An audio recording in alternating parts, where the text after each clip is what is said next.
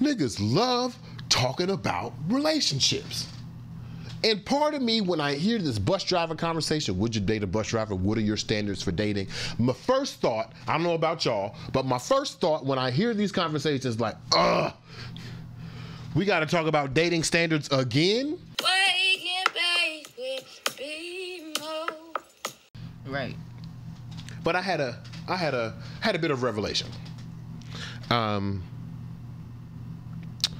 If we're supposed to, when I learned in youth development that you're supposed to meet your subjects in context, which means you're supposed to try to understand the lessons and the values from their world to help you connect back to that subject. And I use the lessons of youth development all the time.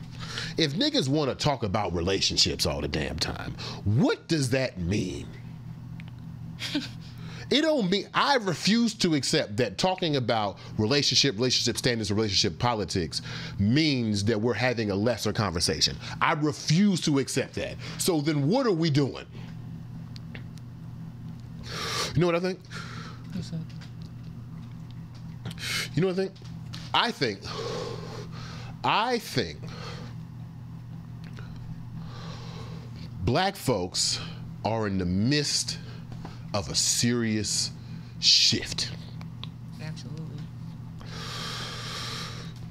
If you believe in the dichotomy, if you believe in a binary between men and women, if you believe that there are power within relationships, which is a different conversation, not necessarily a personal belief of mine, but if you believe in, and there's a lot of people who believe that situation, the power dynamic between black men and black women is shifting.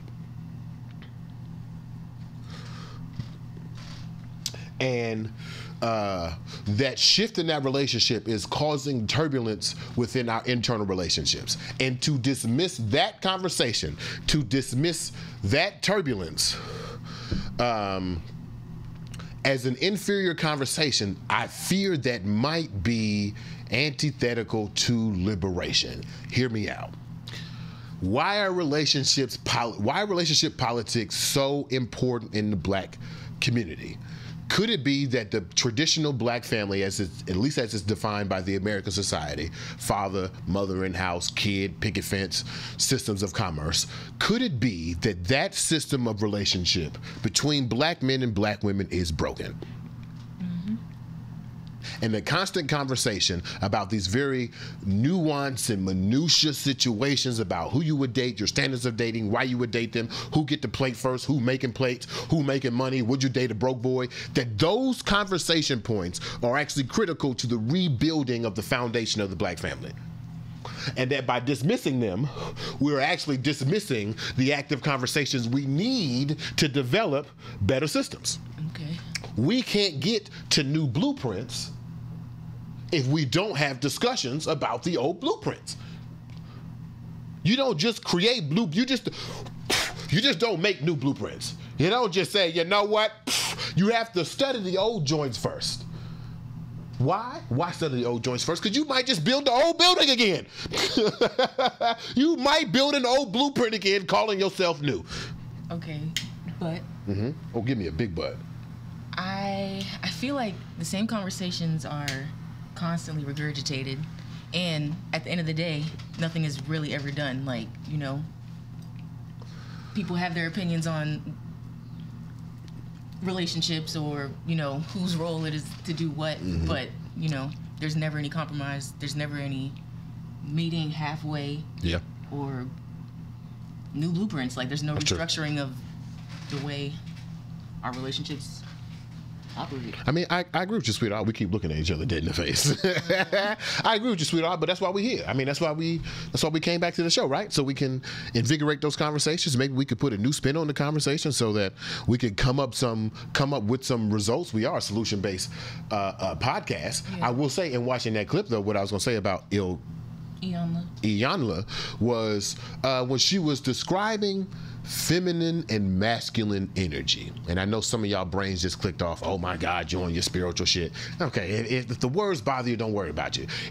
She was talking about femininity and masculinity. And in the conversation, she said something I never heard before. I had never heard anybody describe intelligence as a negative. I never heard someone say that being too logical is a problem. Now, I agree, because I have often said in my lifetime as an entrepreneur that if you're making decisions purely on logic, you're a fucking psychopath. What's wrong with you? People have emotions. What? What's wrong with you? If you are making purely logical decisions, you're doing something wrong. Nobody ever told you that, fellas on the line. If you're making purely logical decisions, you're doing something wrong.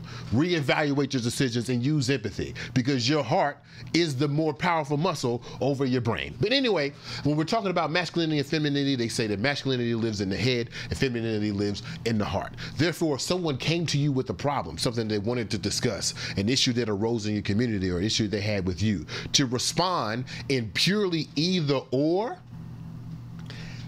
is misguided. There must be a balance. If somebody came to you and said, I'm getting evicted tomorrow, can you help me? And you only gave them logical solutions, you've misstepped. If somebody came to you and said, I'm getting evicted tomorrow, and you only gave them empathetic solution, you have misstepped. So there is a balance between the two. Yeah. I don't know if that balance between empathy and logic would ever happen in a conversation outside of relationship politics. Think so? Name another situation, another popular conversation in which the center of the conversation is logic versus empathy.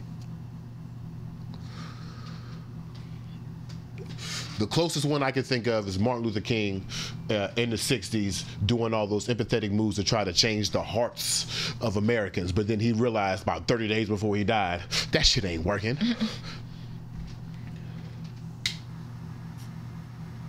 So where else in our natural black world do we get to have the conversation that juggles logic and empathy?